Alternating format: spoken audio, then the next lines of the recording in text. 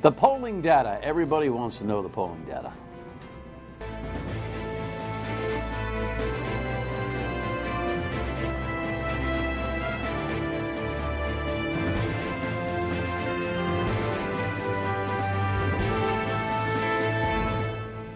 The Dan York State of Mind program is brought to you in part by Lookout Rhode Island and Takeo Comfort Solutions.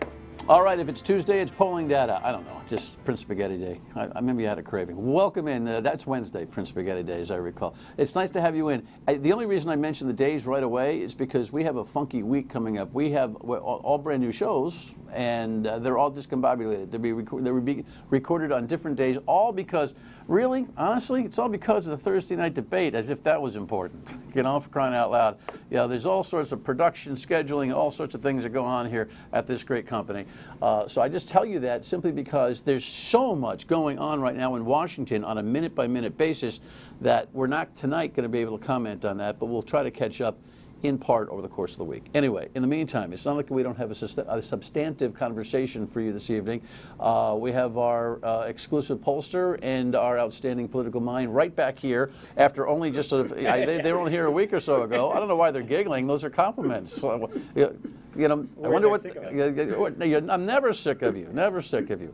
But why don't we start the show by running at least the first news story about what most people think were the most important numbers that came out after the primary. Republican candidate for governor Alan Fung wasn't impressed with incumbent Democrat Gina Raimondo's 7-point lead, pointing out in our poll 38% say she is doing an excellent or good job in office, 27% say fair, 33% say poor. A Fung spokesperson says the governor has spent over $5 million and her numbers remain absolutely abysmal for a Democrat incumbent governor in a deep blue state. Political analyst Lisa Pelosi has a theory on why Raimondo is leading despite her job approval rating. Could it be that the Brett Kavanaugh, as he goes toward his nomination for Supreme Court in Washington, because of everything that's been surrounding that the women answered and they were very upset about what's going on? A Raimondo spokesperson says their lead is a reflection of her jobs-focused policies in office. There are more jobs right now than at nearly any other time in state history, and unemployment is the lowest it's been in close to 20 years. At only 7%, Joe Trillo wasn't happy with the results, but our analysts say his impact in the race is big. I think Trillo voters are not going to go to Raimondo. They would go to Fung. You know, he was the head of the Trump campaign in Rhode Island, and you know, there's going to be enormous pressure on him to get out. Yeah. This is a really interesting conversation. Ted, Joe, you know, you want to just start with that? Because it seems to me that this is in my memory, this is probably the most provocative 7% candidate that I've seen in southern New England, Rhode Island, in years, if ever. I don't know, Joe. You go back a couple of years anyway. Do you ever remember a single-digit candidate? Now he'll go through the roof with the idea that I call him a single-digit candidate, but you know, we'll talk about his arguments in a second. Okay. But you've got him as a single-digit candidate. Yes, we do. But a compelling one because of his role. His role. Welcome, boys. Nice to have you. Thank you. Yes. He's a former Republican National Committee man. He's well known in the sense of Republican circles in Rhode Island. He's known by more than half the voters in the state of Rhode Island. He's showing a base. The question is, does he have the resources to increase that base of voters? We haven't seen that so far. But we've seen candidates make surges at the end. How far he can go, I'm not sure at this point. Surges of votes, moving from 7% to a higher percentage. What is the winning number in this race? What is the winning number? Probably around 44, I would say. Is so probably necessary. 37-point surge. Well, at this point, 44. If he surges, the winning number is going to come down some. That's true. Yes. So it could come down below 40 if Joe Trillo surges. But if he stays do the math. low, Joe is a math teacher. All right, in his other life. Let me see if I can do this. There's 100 points in the race. I think, look, even divided by 3 would be 33 and 2/3. The governor won with 41%. Other percentages. Yeah, the governor won with 41% 4 years ago. Right. So you're going to need at least that amount, I would think. You know, fundamentally, the question is, if this were mainly, you know, there are additional, even lesser known candidates other than Trillo, but if this were basically a Raimondo Fung race, the fundamental question is how far above the 36% Alan Fung's currently getting would he be? If you give him the whole 7% that's with Joe Trillo, he's basically tied with Gina Raimondo. The innards of this poll suggest most Trillo voters would not be Raimondo voters. Now, that doesn't automatically mean they'd be Fung voters, but you assume quite a few of them would be. So it's almost certainly costing Alan Fung at least a couple points. And the proof we have of that, Dan, is we did a special crosstab. People who are voting for Joe Trillo, 68% of them rate the governor's job rating as poor. So they're rating their job rating as poor. They're not going to go over and vote for the governor. So you should say 2/3 of the Trillo voters are definitely anti-Raimondo voters. Probably pretty winnable for Fung. On the other hand, even with the Trillo vote, it would be tied. So it doesn't appear right now necessarily that Joe Trillo is the only thing favoring. Alan Fung also just needs his base number to improve with or without Joe Trillo. He hasn't moved that number since the last election, 2014, based on our polling data. He got 36% of the vote. In 2014, every one of our polls, he's at about 36%. Sometimes you overthink this stuff. If this isn't Trillo and it's just some other player, maybe a little less compelling, maybe I know him a little less intimately, or her, he or she, I look at that single-digit number and say, okay, look, get the hell out. Get out. Just stop this. But there's something about Trillo and his place in this discussion that I think gives me patience as a constituent to see whether or not he can make a move on this thing. He takes his numbers, let's talk about it the other way. He takes his numbers from Fung. You made a great point in our last get-together, which is that he's got to appeal to conservative Democrats. Is there anything in your data that shows that there's some disengagement or disenchantment amongst Raimondo voters, that they wish they had somebody else in the conservative, business-minded category? I don't think I've seen anything like that in the data. I mean, the closest I'd point to is the fact that Gina Raimondo is only winning, I think, right now about 60% of Democrats. That's a fairly low number for an incumbent, well-known Democrat with her own party. I think Sheldon Whitehouse is up into the 70s, with 76% of Democrats backing him. Now, the question, though, is, are those people who are going to end up with Joe Trillo, the delta between Raimondo and Sheldon Whitehouse in the Democrats, or are they actually, fairly liberal voters who either don't like her because she's not progressive enough, perhaps retired teachers angry about the pensions?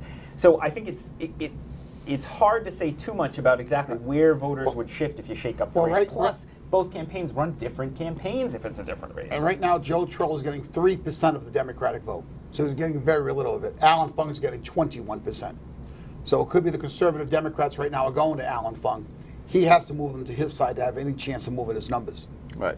Will you run another poll in the middle of this season? What's going to happen? What's the plan? I'm not allowed to say, but I would certainly like to see another one, and I'm in the room when we decide, so I'll say that. They're the boss. Well, what do you mean? What do you mean? We don't say in advance if we're going to do a poll, but The only reason why I think it's an important question is because in 2 or 3 weeks' time, well, maybe a month, you're having a really crucial initial debate coming up this Thursday night. Traditionally, I've looked at the ratings. It's usually very widely viewed, and when I say widely viewed, I'm talking about tens and tens and tens and tens and tens of thousands of people will be watching that thing. And of course, how somebody does in a debate is not just limited to the people who watched it, but the people who talk to others about how to watch it, and then the headlines and the coverage of it. So it has ripple effects. That's Trillo's moment to make a move in this whole situation, seems to me. And I think if voters, and this is something for you, Joe, do voters react to polling data momentum? Because if Trillo actually gets to 14 or 15%, 16% in another poll, in a 3-week period of time or a month period of time, say 2 or 3 weeks before the election, then all of a sudden, that kind of a thing happens, right? We've seen it. So, do I need to be a fly on the wall in your meetings? It seems to me that rolling one poll out right after the primary ain't enough. Yeah, look, again, I am restricted in what I'm allowed to say. I'll just say, this is not our first rodeo. Channel 12 usually does a September poll and a later in October poll, and I'm not allowed to say if we're going to do that again, but historically that's what we've done. Which camera am I on? Got it? Your point's well taken. Look at John Robitaille in 2010. He was in the three-way race for governor. He was down around 13, 14%. He shot up to 33%. Yeah. But again, Frank Caprio came down big time in that race to bring him up. Yeah. So for Joe Trill to go up, somebody has to come down. But I think you're absolutely right, Dan. Yes, polling and the perception of, am I backing a winner? You know, voters like to vote for a winner, and there's no doubt that or be part of a story. Yeah, or be part of a story. Look at the crowd that and feel followed like Tiger Woods down the fairway last night. They love a comeback and they love an upset. And they also don't want to throw their vote away, right? So if Joe Trillo continues to seem like primarily as a spoiler candidate, that's one thing. If suddenly it looks like he might do enough to actually decide the outcome of the race or be the governor, that might be a different story for voters. All right, now, we were in the whole first segment and barely talked about the two leading candidates in this poll, and we will do so when we come back, I promise. Stay with us. Where are we? There we are.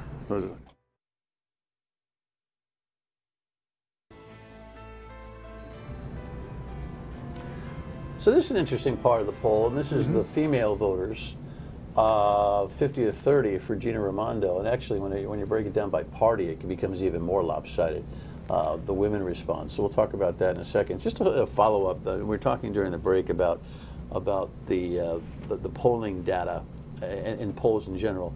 It's safe to say, one of the reasons, Ted's not being too cute. The thing here is that authenticity of polls is protected by just keeping your mouth shut about what you're we don't want people to be sort of at home waiting for the Channel 12 poll. Yeah, September 18th to the 22nd, you don't do that. Right, because otherwise you might get a different, I mean, I know statistics can be tough to explain, but you know, it relies on us capturing a truly representative, and I should really let Joe talk about this, but a truly representative group of people who are reflective within a few points of the broader electorate. Speaking of, not to go backwards and belie my promo for this segment, but the one thing that Joe Trillo complained about is that you and your poll methodology target, when you call, you ask for the youngest person in the House. What's the science behind that? The science behind that is young people don't answer the phones, Dan. You have a young daughter at home, who would answer the phone? You or your wife, probably? Honestly, my daughter's 24 years of age. I think she answered the phone maybe 3 times in her life. So we try to answer the phone. Getting young people in the sample is very difficult. So we asked for the youngest person. I never answer the phone. Well, you know what? I don't answer the phone anymore anyway. It's that night. But that makes it tougher for us. If the youngest person is 65 years old, we talk to the 65-year-old.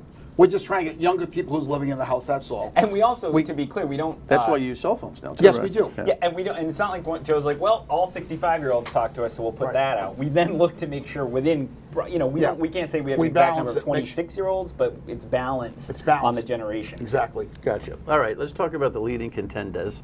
Gina Raimondo scotched up. Yep.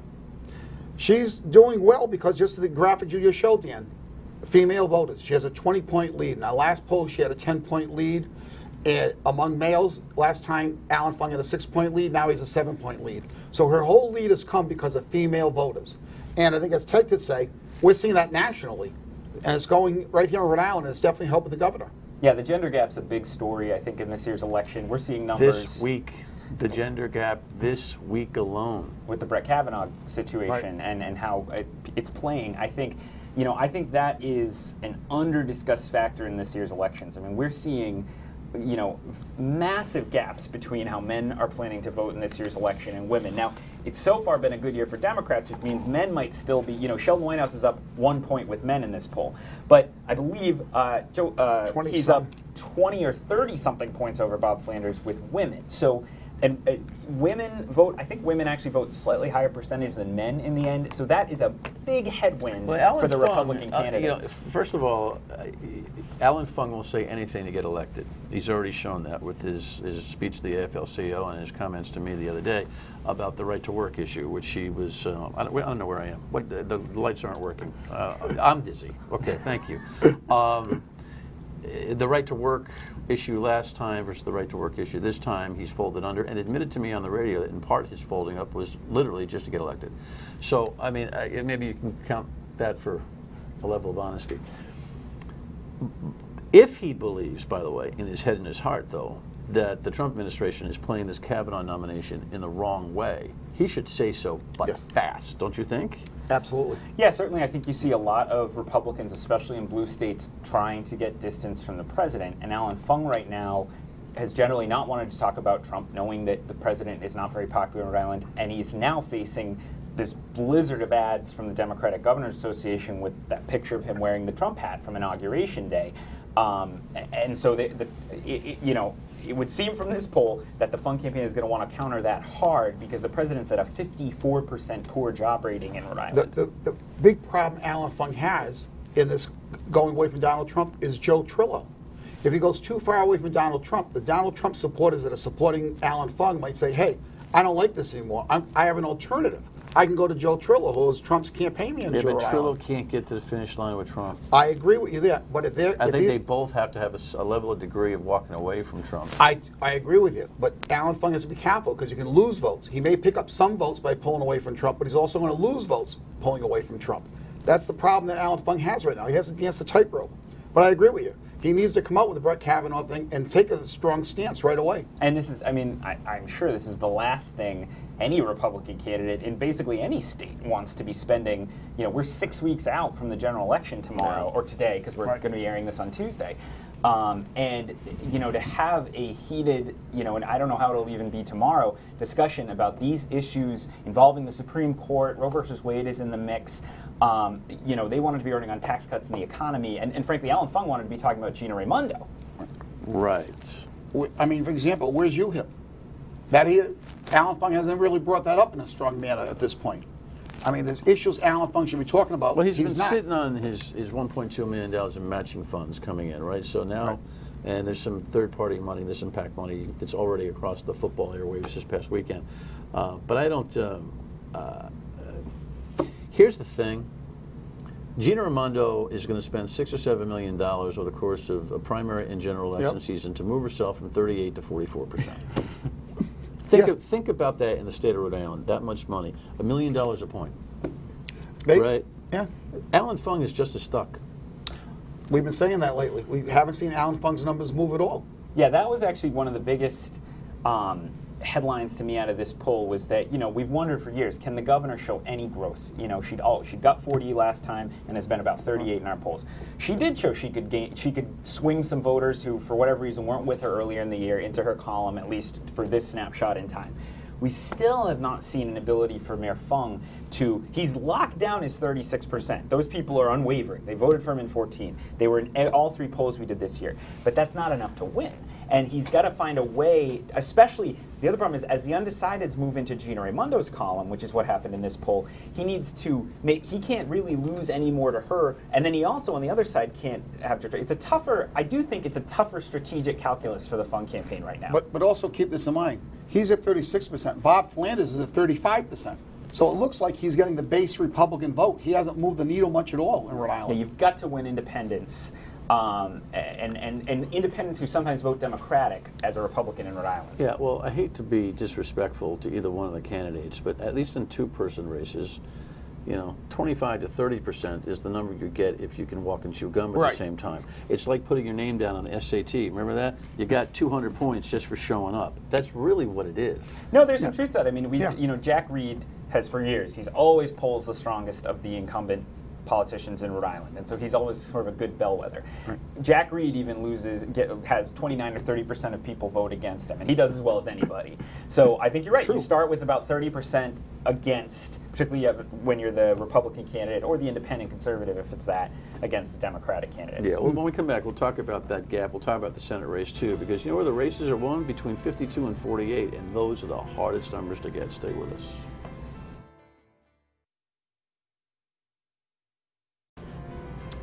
Yeah, so that's a number that is unsurprising and disappointing at the same time. I think Bob Flanders, as a resume, as a man, and as a thinker, and a guy with his presence, is absolutely senatorial. absolutely senatorial. There's nothing about his persona that isn't senatorial. You can come back to me. Just, look, he's, you know, we have not, this is a stat I always mention just because I think it puts the thing in perspective. Other than a Chafee, no Republican has won a U.S. Senate race in Rhode Island since before the Great Depression. So any Republican who isn't John Chafee, because even Link, I think that first time won because he was John Chafee's son. If you're not John Chafee, you need a strategy that we have not seen for decades and decades and decades. By the way, John Chafee was a winner of elections when he won. He lost in 72, wins in 76, and had been the governor. I think it's really, really hard to win a U.S. Senate race or any congressional race for a Republican around. And I don't think the Flanders campaign has had the resources or the strategy to overcome that history. So, you know, this is the conversation you have post-election. So let's just have it now, because it feels fait accompli. Why bother? Some people will misinterpret my question. Why bother to do it the way they're doing it? Like, why bother? Yeah, I was there at the announcement. I feel a little bit of the big time. I don't, but there's no, you know, Sheldon's hung up on climate control, and as a doofus is not a winning strategy. Except a couple things. A lot of people are worried about hurricanes and stuff. You know what I mean? Over the years, Sheldon Whitehouse has not had very high job ratings. I think we can go back to like 2010. Because he's polarizing. Yes, his job, and I think that was they felt Bob Flanders would have a good chance against him. Because of his stature and his demeanor. Exactly. He can go after Sheldon Whitehouse. He can make a case for it. The problem is the Donald Trump effect, I think, is really hurting in this race. Yeah, I mean, it would be fascinating. We can't do it, but to see how does this race look if Hillary Clinton is the president, and presumably also having some trouble considering how the 2016 election ended. Okay, fair question. Right? I think at that point, it might be, you'd still give the edge to the Democratic candidate because Donald Trump was the president when he decided to get into this whole thing. He knew, you know, what he was getting into. I think also think about what kind of a candidate he would be if he ran for governor.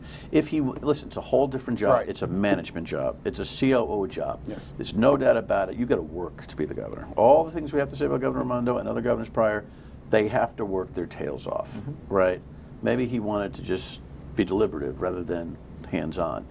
But he in a governor's race would have been really formidable. This one is kind of.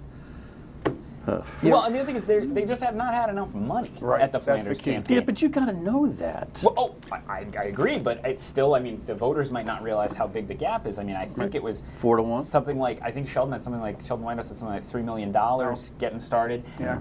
Maybe they've had $500,000 at the Flanders campaign. All right, final thought going into maybe the next poll. So. I think we have to still, the race is still somewhat fluid. I mean, Alan Fung is not out of this race at all based on the polling data that we have. And we have to say the governor keeps doing what she's doing. I have to believe she's going to keep pushing and pushing and pushing, not letting up at this point. No idea. Well, she's got the money. 10 seconds on Thursday night. I think the debate's important. Of course, I would as a moderator, but I do think, as you said, especially for Joe Trillo, it is a first chance to introduce himself to a lot of voters who might not be sure about him. 7 o'clock Thursday night Channel from Roger Williams on Channel 12. All right? Final word next. So coming up over the course of the week, we're going to have an interesting conversation with a constitutional scholar about what's happening in Washington and some perspective on a combination of the women's political position, Me Too's, and the entire Kavanaugh debacle. All right, so stay tuned. It's going to be a busy week still to come. Don't forget to tune in at 3 till 6 on WPRO on the radio, and I'll hear from you there. Bye.